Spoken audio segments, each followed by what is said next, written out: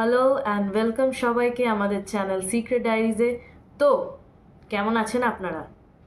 I hope আপনারা সবাই যে যেখানে আছেন ভালো আছেন। তো চলুন আজকের শো শুরু করা যাক। তো আজকে আমি যে গেমটার ব্যাপারে বা গেমিং রিচুয়ালটার ব্যাপারে কথা বলবো সেটার নাম হচ্ছে দ্য ক্লোজেট গেম। মানে বেসিক্যালি আলমারি নিয়ে খেলা, একটা আলমারির রিচুয়াল গেম। তো প্রথমে চলে আসি যে এই গেমটা আসলো কোথার থেকে। তো বলা হয় বেসিক্যালি যে এই গেমটা একটা ওয়েস্টার্ন অকাল্ট থেকে এসছে, মানে বেশিরভাগ ওয়েস্টার্নাইজ কান্ট্রিজে এই গেমটা খেলা হতো বা সেখান থেকেই এসছে। তো এই গেমটা খেলার জন্য আপনাদের কি কি দরকার আছে?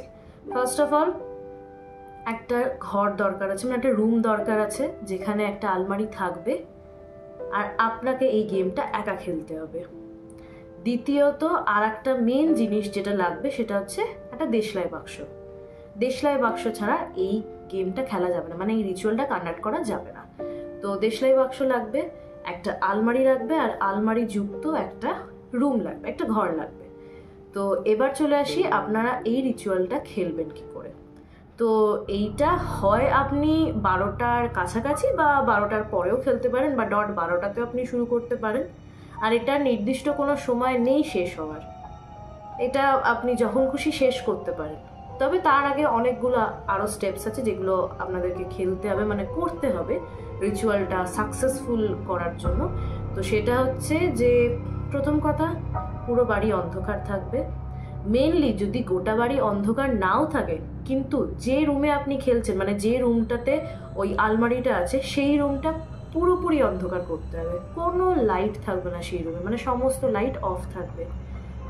লাইট অফ থাকলো, এবার আপনি ঘরের লাইট অফ আছে, আপনি সেই আলমারিটার কাছে গেলেন, আলমারিটার কাছে গিয়ে আলমারিটা খুললেন। খুলে দেশলাই বাক্সটা কিন্তু হাতে করে নিয়ে যাবেন। খুললেন, খোলার পরে সেই আলমারিতে আপনি ঢুকে গেলেন, গিয়ে আলমারির দরজাটা দিয়ে দিলেন। দেওয়ার পরে 2 মিনিট চুপচাপ নড়চড় না করে সেখানে দাঁড়িয়ে থাকলেন। অনেকে বলেছে 5 মিনিটও দাঁড়িয়ে থাকতে পারেন, আবার 2 মিনিটও দাঁড়িয়ে থাকতে পারেন, আপনার ইচ্ছা অনুযায়ী। তো আমি 2 মিনিট ধরেই চলছি। আপনি 2 মিনিট চুপচাপ কোনো কথা না বলে, কোনো আওয়াজ না করে, কোনো নড়চড় না করে, একদম স্টিল হয়ে সমান হয়ে আপনি দাঁড়িয়ে আছেন। দাঁড়িয়ে থাকার পরে দেশলাই বাক্সটা থেকে একটা দেশলাই কাঠি বের করবেন। বের করার পরে সেটা হাতে ঠিক এরকমভাবে নিয়ে সামনে তাকিয়ে, সামনে তো অন্ধকার, আলমারির সামনে তো পুরোটাই অন্ধকার, তো আলমারির সামনে এরকমভাবে দেশলাই কাঠিটা ধরে আপনাকে বলতে হবে, show me the light or leave me in darkness. হয় তুমি আমাকে আলো দেখাও বা আমাকে অন্ধকারে ছেড়ে দাও। Show me the light or leave me in darkness, এটা আপনাকে বলতে হবে। বলে কিন্তু আপনাকে দাঁড়িয়ে থাকতে হবে। দাঁড়িয়ে থাকার পরে, মানে এটা বলার পরে আপনাকে আগে দেশলাই কাঠিটা জ্বালাতে হবে। জ্বালিয়ে নিলেন, জ্বালিয়ে নেওয়ার পরে আপনাকে ওটাকে ধরে এরকমভাবে দাঁড়িয়ে থাকতে হবে।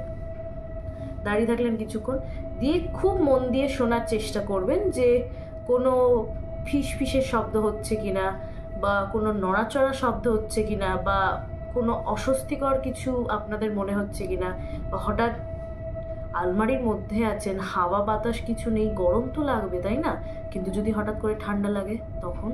তো যদি ঠান্ডা লাগে বা অস্বস্তি বোধ করেন, বা কিছু যদি কোনো ফিসফিস শব্দ কিছু যদি শুনতে পান,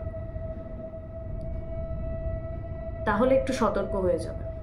তো এই করতে গিয়ে যদি দেশলাই কাঠির আলো নিভে যায়, মানে দেশলাই কাঠিটা যদি নিভে যায়, তাহলে উইদিন ফিউ সেকেন্ডস, কিছু সেকেন্ডের মধ্যেই আপনাকে আর একটা দেশলাই কাঠি দেশলাই বাক্স থেকে বের করে সেটাকে জ্বালিয়ে আবার ওরকমভাবেই ধরতে হবে। যদি না ধরতে পারেন তাহলে কিন্তু বিপদ হবে। যত তাড়াতাড়ি, এখানে কোনো টাইম লিমিট দেওয়া নেই, কিন্তু যত তাড়াতাড়ি পারেন দেশলাই কাঠিটা যেই নিভে গেল অমনি দেশলাই বাক্স থেকে বের করে আর একটা দেশলাই আপনাকে জ্বালাতে হবে। জ্বালিয়ে নিলেন, কিছুক্ষণ থাকলেন, যদি অস্বস্তি বোধ বা কিছু যদি মনে না হয় তাহলে ঠিক আছে, রিচুয়াল সাকসেসফুলি শেষ, কোনো ব্যাপার নয়।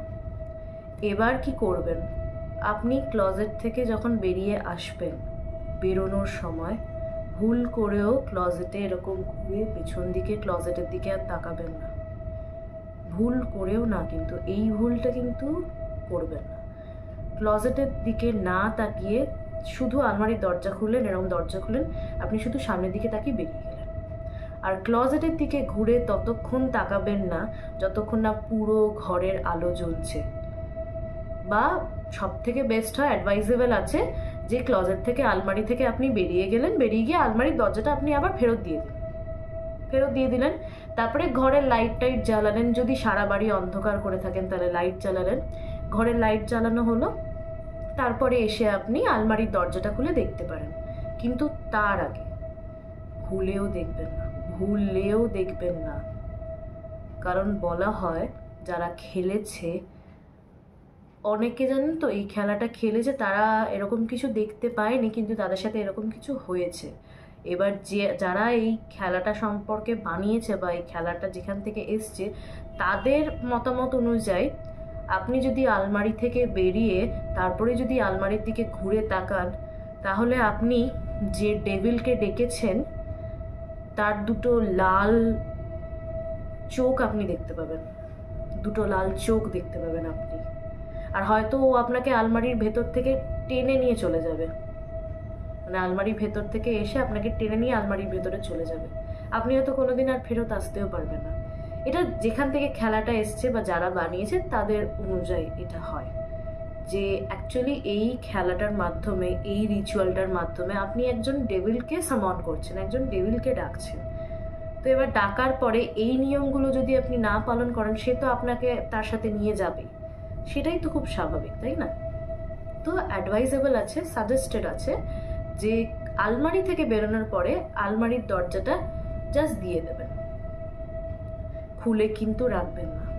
যদি আলমারির দরজা খোলা রাখেন তাহলে কিন্তু পরবর্তীকালে বা আরেকটু রাত করে আপনি সেই দুটো লাল জ্বলজ্বল চোখ দেখতে পাবেন, বা হয়তো কারোর উপস্থিতি ফিলও করতে পারেন, অনুভব করতে পারেন হয়তো কারোর উপস্থিতি আপনার রুমে। হতেই পারে, এটা বলা আছে, এটা হতে পারে। তো তাই আলমারি থেকে বেরোলেন, দরজা দিয়ে দিলেন, ঘরের লাইট অন করলেন, করার পরে আপনি এসে আবার আলমারিটা খুলে দেখতে পারেন, তাতে কোনো ক্ষতি নেই, তাতে কোনো অসুবিধা হবে না। কিন্তু যদি এইভাবে না করেন তাহলে বিপদ ঘটবে। তো এটাই ছিল ক্লজেট গেম, আলমারি নিয়ে খেলা। এবার অনেকে খেলেছে, তারা ঠিক মতন খেলেছে, তাই তাদের সাথে কিছু হয়নি। আবার অনেকে খেলেছে, তারা ঠিক মতন খেলেনি, মানে আমি যেগুলো বললাম যে এইভাবে ক্লজেট থেকে বেরিয়ে ক্লজেটের ফিরে ওরকমভাবে দেখবেন না, বা ক্লজেটের ভেতর ঢুকে এরকম খুঁজতে যাবেন না, খোঁজাখুঁজি করবেন না, দেখবেন না যে কিছু আছে কিনা যতক্ষণ না ঘরের লাইট জ্বলছে।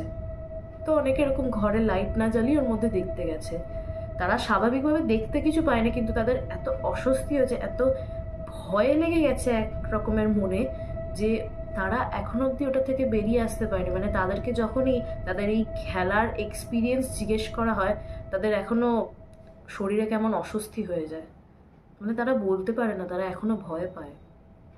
ইভেন এমনও হয়েছে রাত্রিবেলা যখন শুয়েছে, কখনো সখনো যদি ঘুম ভেঙে গেছে তাদের, তারা ওই দুটো লাল জ্বলজ্বল চোখ দেখতে পেয়েছেন, বা তাদের সবসময় মনে হয়েছে যে তাদের পাশে কেউ আছে, মানে কারোর উপস্থিতি তারা ফিল করেছে।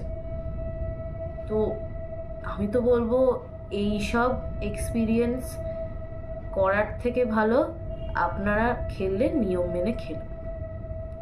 খেলাটা খেলতে বেশ অ্যাডভেঞ্চারাস, মজারও লাগবে, কিন্তু প্লিজ নিয়ম মেনে খেলবেন।